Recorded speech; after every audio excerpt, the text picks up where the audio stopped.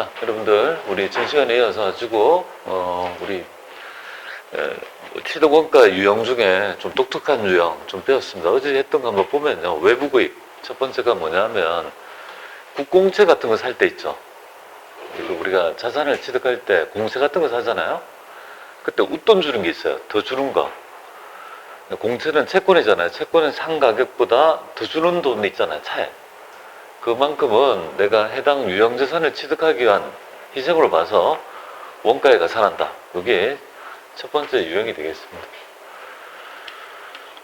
처음 보는 것처럼 보시면 안 되고, 지금 했죠, 그죠? 네, 요거 15만원짜리를 뭐야?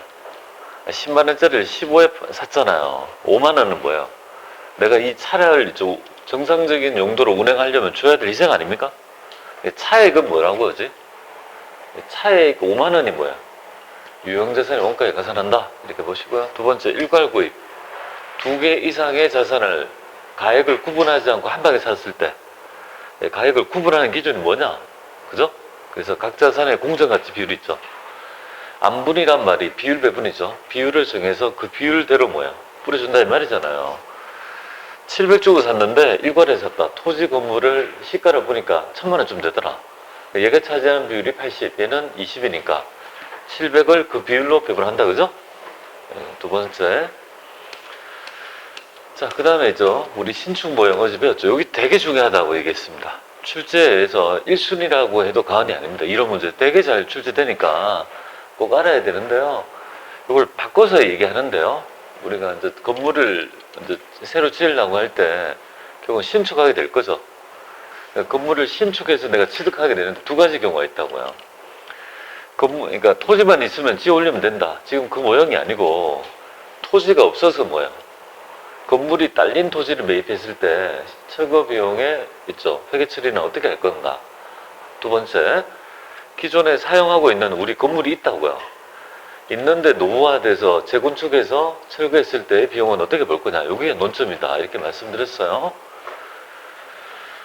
그래서 철거 비용은 이 철거 비용 어디에 투입된 겁니까? 그죠? 토지에 투입된 거고 얘는 뭐야? 건물에 투입된 거죠, 그죠? 맞죠? 그래서 내가 이 투입을 통해서 내가 의도한 용도의 토지를 만들어야 되죠. 건물을 지을 수 있는 토지를 만들어야 되죠. 그럼 위에 있는 걸 뜯어내야 될 거 아니에요. 그러니까 이때 철거 비용은 토지의 비용을 증가시켰다고 봐서 토지 원가에 가산되겠습니까? 토지 원가에 가산. 그리고 기존에 건물이 있다. 여기에 투입했다. 근데 건물이 있어요, 없어요? 이 투입한 원가가 건물의 효용을 증가시킵니까? 아니잖아요. 기존의 건물은 없어져 버렸죠. 소멸돼 버리니까 비용을 한다, 그죠?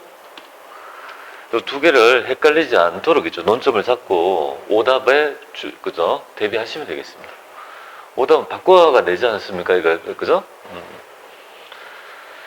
자, 그 다음에 뭐 현물 출자는 어제 말씀드렸듯이 그죠? 우리가 발행한 있죠. 내가 주식과 내가 취득하는 현물의 공정가치 중에서 더 명확한 거를 잡도록 하되, 일반적으로 두 개 다 있다면, 두 개 다가 가치가 있다고 하면요, 원칙이 뭐라고요? 현물 자산의 뭐야? 공정가치를 가지고 우리가 원가를 잡는다 이렇게 보면 돼요. 내가 현물에 있죠. 공정가치가 있잖아요. 그죠? 만약에 주식의 시가가 있더라도 요걸 가지고 뭡니까? 공정가치를 잡고 이게 자본금, 나중에 요거는 자본할 때 조금 말씀드릴게요. 자, 무상취득 채무면제익. 무상취득은 뭐냐면 공짜로 받는 거. 공정가치로 기록해서 적어요. 정해받은 자산의 공정가치를 적는다고요. 그죠? 네, 적고 요거는 공짜로 받았다면요. 자산 수중이익 되겠습니까? 이렇게 회계 처리하면 되겠고요. 그 다음에 채권 채무 재조정에 따라 내가 가지고 있는 채무를 면제받는 경우가 있죠. 외상값이 300 있다.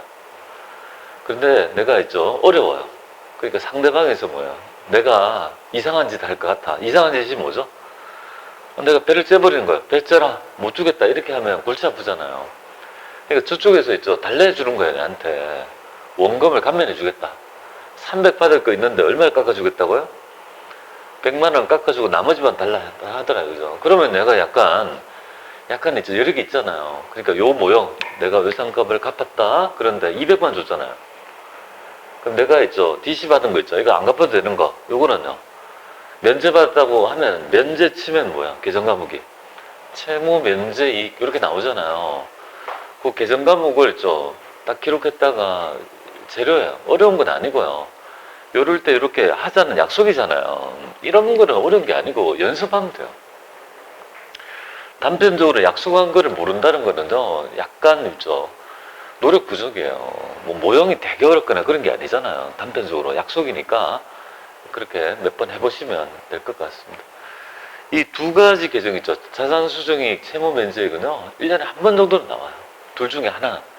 한 3점 정도 나오니까 여러분 회차에 나올 수도 있죠.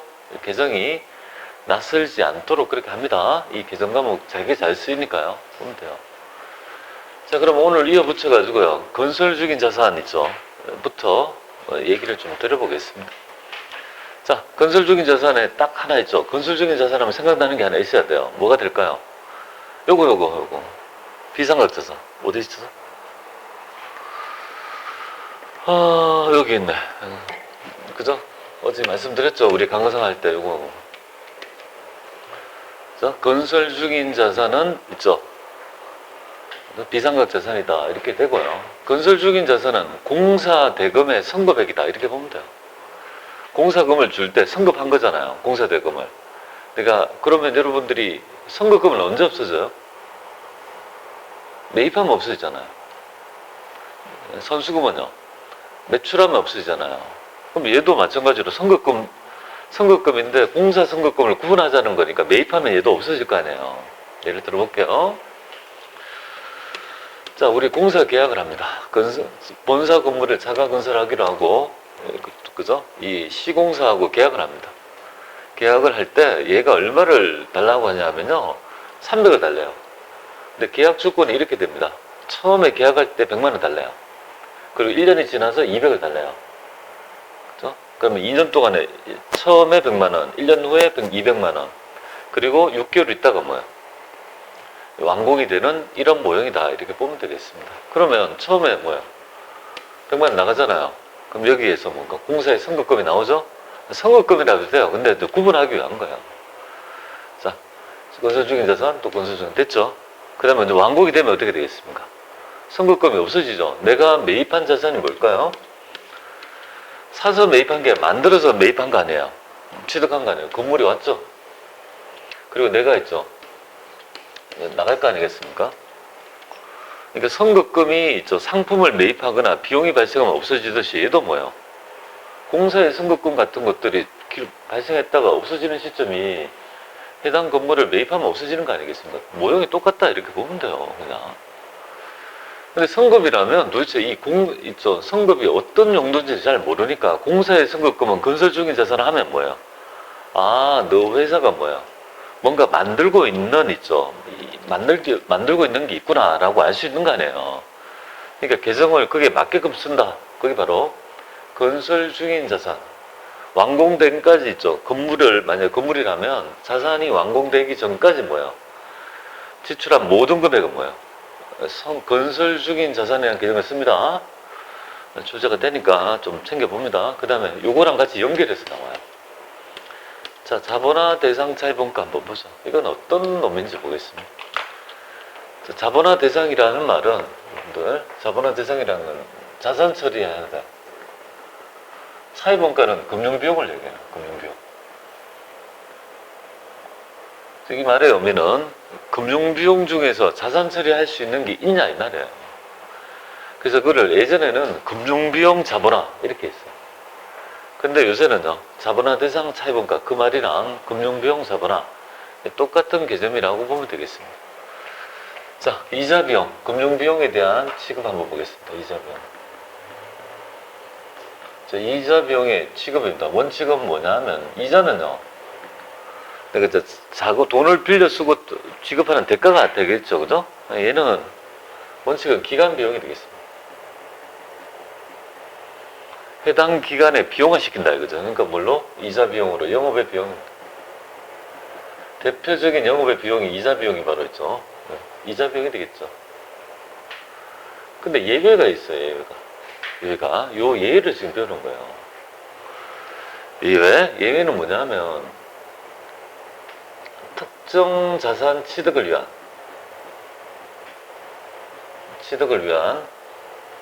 특정 차입금의 이자 비용은요. 특정한 차입금의 이자 비용에 대해서는요. 내가 특정한 자산을 얻기 위해서 들어간 있죠. 특정한 차입금의 이자 비용은요. 이 선택 규정이에요. 선택이란 말은 이걸 이자 비용으로 처리해도 되고요. 자산 처리해도 되고 있죠. 이렇게 둘 중에 선택하도록 규정합니다. 그래서 여기 선택 규정이다 이렇게 보면 돼요. 그래서 여기가 이제 논점이 돼요. 지금 요걸 얘기하는 거예요. 요거에서 여기 있는 얘기 있죠. 이자 비용이란 별 문제 없지만 자산 처리할 수 있냐 이거죠. 할 수도 있다 이 말이잖아요. 그죠? 어떤 것들인지 예를 들어 말씀드릴게요. 회사는 본사 사옥을 그죠? 건설을 제작하려고 하는 거예요. 본사 사업. 근데 돈이 있으면 어떻게 돼요? 내 돈 주고 그죠? 지으면 돼요. 그래서 건설 중인 자산에다가 나중에 완공되면 건물로 대체하면 되겠습니다. 근데 만약에 돈이 없으면 어떻게 되죠? 빌려야 되고, 빌리면 필연적으로 이자 비용이 발생하죠. 그럼 이 이자 비용을 주지 않는다라면, 내가 원하는 건물을 취득할 수 없다라면 이 원가는 뭐야? 자산 취득에 영향을 주고 있다고 보는 거예요. 그러면 당연히 있죠. 취득 부대 비용이 돼야 될 거 아니냐 이거죠. 자, 요렇게 해서 자산 처리해야 된다는 있죠. 학자가 있더라 이거죠. 그래서 이 주장하는 학자의 의미는 결국은 자산의 취득과 이자 비용이 한꺼번에 동일 거래로 봐서 원가에 가산해야 된다고 보는 거예요. 그런데 또 다른 학자의 의견은 또 그렇지 않더라 이거죠. 그건 너무 오바다. 자산의 취득할 돈과 자금의 차입할 돈을 구분해서 정보를 만들어야 되는 것이 연결되어졌다고 보는 것은 무리한 해석이다. 또 이렇게 얘기하는 거예요. 그러니까 이 말도 맞고 저 말도 좀 맞는 것 같이 보이죠. 학계에서 그죠? 그래서 우리 법에서는요. 그거를 일률적으로 누구를 손 못 들어주니까 뭐예요? 예, 선택 규정으로 남겨놓고 있습니다. 그러면 회사가 뭐예요? 해당 금융 비용을 이런 건 안 되고 이런 건 안 되고 이런 거. 일반적인 있죠. 돈 빌려가 쓰는 거 말고 요거. 특정 자산을 취득하기 위한 특정 차입금의 이자 비용 등은 뭐예요? 자본화 정책을 취한다면 뭐예요? 취한다면 자산 처리하라 이 말이죠. 그죠? 자본화 정책을 취하지 않는다면 뭐예요? 그냥 비용 처리하라 이렇게 보면 되겠습니다. 물론 이거에 일반 차입금에 있죠. 자본화도 일부 있기는 하지만 그거는 여러분 시험 범위 아니니까 개념만 이 정도 개념만 좀 알아주시면 될 것 같아요, 여러분들. 자, 그래서 나중에 이제 시험 문제 할 때 있죠. 내용들을 어떻게 출제하는지 한번 보죠. 밑에 문제를 통해서 보겠습니다. 자, 본사는 그죠? 한성은 본사 사업을 건설하기 위해서 금융비용 1억 원이 나갔대요. 1억 원이 지출했죠. 돈은. 그리고 해당 금융비용을 자본화하는 정책을 취하는 경우와 자본화 정책을 취하지 않는 경우, 이게 자본화하는 경우, 자본화하지 않는 거 이자 비용 이거는 끝났죠, 그죠? 그럼 자본화한 다음엔 뭐야? 시험은 요걸 물어보고 싶은 거예요. 자본화 그죠? 해봐라라고 시험 문제 내려는 거예요. 이건 너무 쉽잖아요. 자, 그래서 이제 자본화한다라고 하면 회계 처리해 보세요 하면요, 이거는 자산 처리한다는 거 아니에요. 그러면 자산 처리한다. 자산은 내가 사옥이니까 건물 아닙니까? 건물로 회계 처리해야 되잖아요. 근데 아직 뭐라고요? 본사는 아직 미완성이니까 완성 전까지 있죠. 아직 건설이 완료 안 됐죠. 그럼 완성되기 전까지 이 건물에 투입한 모든 원가는 뭐예요? 건설 중인 자산으로 처리해야 되겠죠.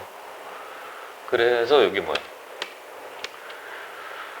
여기 계정 과목이 건설 중인 자산 이렇게 회계 처리한다. 요거가 출제가 이제 물어보고 싶은 거예요. 요 부분 요걸 이제 물어본다, 그죠? 요 계정을 물어보고 싶은 거예요. 요게 출제가 1년에 한두 번씩은 꼭 되는 탑픽이다 이렇게 보면 돼요. 이런 것들을 맞춰주시면 될 것 같습니다. 자, 그러면 여러분들 밑에 하단에 있는 문제를 통해서 그 개념을 구체적으로 좀 익혀보도록 하겠습니다. 자, 좀 볼게요. 다음 중 유형자산을 취득할 때 회계 처리와 관련된 설명으로 틀린 거 찾아봐라 이렇게 되어 있습니다.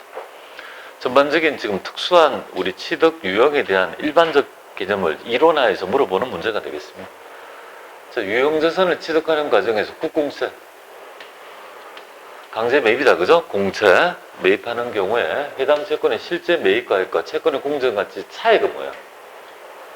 그 차액은 유형자산의 원가에 포함된다, 이렇게 되죠. 맞는 얘기가 되죠. 맞죠? 차액이 키워드다. 두 번째, 건물을 정해받았다라면요. 건물을 정해라는 말은 공짜로 받았다 이 말이죠. 회계처리 안 합니까? 하잖아요. 공정가치를 적고 자산 수정 이유로 한다고 했잖아요. 세우고 계산이 틀립니다. 그죠? 자, 건물을 신축하기 위해서 사용 중인 기존 건물을 철거하고 있죠. 사용 중인 거, 새로 산 거 말고. 그럼 비용 처리한다 했잖아요. 건물에. 전에 강기 비용이다, 맞죠? 요게 이제, 그죠? 토지의 원가에 가산한다면 틀린 질문이 되는 거예요. 헷갈리지 않도록 해야 됩니다. 이 철거 비용은 어디에 투입됐습니까? 건물이 있어요, 없어요? 없죠? 그러니까 소멸된다, 비용화된다, 이렇게 매칭해서 개념을 익히세요. 정부 보조금은 나중에 취득원가에 차감한 형태를 표시하는데 이거는 배우게 될 겁니다. 자, 그래서 2번 이렇게 보시고요. 자, 91회 한번 볼게요. 다음 중 틀린 것 이렇게 되어 있습니다. 유형자산은 재화 용역의 생산물, 생산물 판매 관리를 활동에 사용하기 위한 사용 목적입니다. 자, 유형과 무형은요, 업무에 사용할 목적이죠? 1번 맞고요. 두 번째, 자, 유형자산의 취득 시 국공채를 매입한 경우 매입가액을 자산가에 합산합니까? 유형자산을 살 때 국공채를 매입하는 경우에 국공채의 현재 가치랑 매입가액의 차익 있죠? 차액이 뭐예요? 차액이 유형자산의 취득원가에 포함되는 거잖아요. 그래서 얘는 뭐야? 매입가액이 합산된다면 안 맞죠, 그죠? 매입가액은 차액이 아니고 매입가액은 아니잖아요. 토탈 금액이 유형자산의 원가에 가산됩니까? 아니죠. 여기 이제 치사하게 낸 거예요. 틀린 겁니다. 요거 아니다, 그죠? 매입가액 차익이다, 그죠? 제가 말씀드렸고, 유형자산을 현물 출자할 때 뭐야? 유형자산의 취득원가는 일반적으로 있죠. 원칙적으로 뭐죠? 발행한 주식의 시가가 아니고 내가 취득하는 현물의 공정가치라 했죠. 그죠? 요거 발행한 주식의 시가가 아니죠? 일반적으로 뭐야? 둘 중에 명확한 걸 얘기하고 만약에 둘 다 있다면 뭐야? 그죠? 현물자산의 공정가치를 원칙으로 합니다. 그래서 이 두 개가 해석상 오답이 복수답안에 뜬 거예요. 그래서 요거 말씀을 드렸고요. 동정자산은 이거는 나중에 밑에서 언급이 될 겁니다. 요거 두 개 틀린 거니까 이때는 이 두 개 중에 아무거나 하나 건드렸다면 다 맞았으니까 되게 확률이 높았죠, 그죠? 자, 이런 문제가 출제되었다라고 보면 되겠습니다. 자, 이제 마무리 해볼게요. 재평가 같은 거 해볼게요. 이 재평가는 그냥 여러분이 출제가 잘 안 되니까 그냥 이렇게만 한번 보겠습니다. 재평가가 도대체 뭐냐 했을 때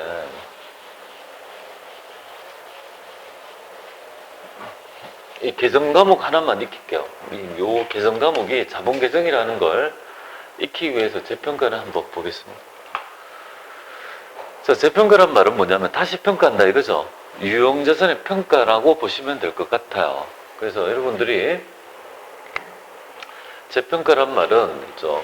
이렇게 보겠습니다. 자, 주식에서 종로라고 가정하고 50기라 할까요? 쭉 있고 여기에 뭡니까?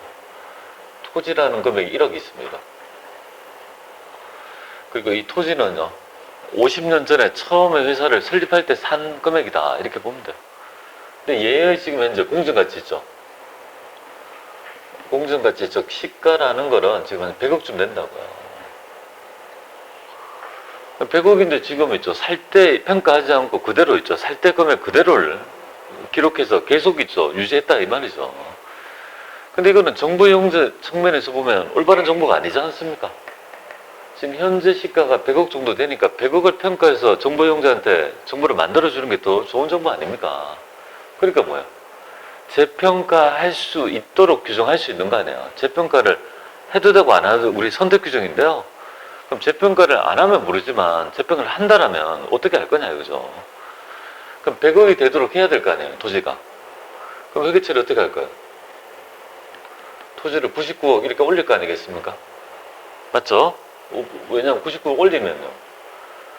100억이 될 거니까, 그죠? 재평가 한다면, 그러면 딱 여기에서. 그 다음에 여기에 수익 잡으면 어떻게 돼요? 만약에 수익으로 인식해 준다면, 자산 증가하고, 수익으로 봐주면 어떻게 되죠? 그러면 이 수익으로 할 수 있다고 만약에 있죠. 설정이 된다면, 경제는 어떻게 할까요? 좀 경영성과가 나쁘면 재평가를 딱 해가지고 수익 잡으면, 나의 경영성과를 왜곡할 수 있는 거 아니에요? 지멋대로, 그죠? 엿가락 늘리듯이 지멋대로 왔다리 갔다리 할 수 있는 거 아니에요? 그죠? 그래서 있죠. 평가를 해서 공정가치를 보여주는 건 좋은데, 손익에 왜곡이 되는 건 안 되겠다, 이 말이에요. 그러니까 자산을 올려가지고 여기에 수익을 잡지 못하도록 하는 거예요. 그러면 대변 자리에 뭐가 들어가죠? 3개 들어가는 거 아니에요? 대변 자리에 뭐 들어갑니까? 부채, 자본, 수익. 대변 자리 이렇게 놓잖아요. 수익 잡지 말래요. 손익에 왜곡이 있으니까. 그럼 둘 중에 하나 잡아야 되잖아요. 부채, 자본. 부채입니까? 계약상의 의무입니까? 아니죠. 부채도 아니죠. 그러니까 뭐야? 수익 못 잡게 하니까 잡을 수 있는 건 뭐야? 부채도 아니고, 이거 자산 증가한 거는 뭐야? 결국은 자본을 처리하면 어떻게 돼요? 수익 잡지 않고 자본을 처리하면 손익의 왜곡도 막으면서 해당했죠. 자산을 보여주니까 공정가치로 뭐야? 반영할 수 있다 이거죠. 그래서 여러분들 여기 있죠. 40만 원인데 평가했다면 10만 원 올릴 거 아니에요. 토지. 그 여기 계정 과목이 재평가 차익이라는 계정이 있거든요. 재평가 잉여금이라 불리는 이 계정 과목이 어떤 계정이라고요? 자본 계정이라고 자본 계정. 그래서 그것만 하나 알아주시면 되겠습니다. 자본 계정이다. 나중에 자본에 분류할 때 재평가 잉여금, 재평가 차익이라는 계정이 나오는데요. 그게 있죠. 어디에서 파생된지를 알아야 될 거 아니에요. 그죠? 재평가 차익이랄지 재평가 잉여금이라는 이 계정 과목은 평가의 산물인데, 그죠?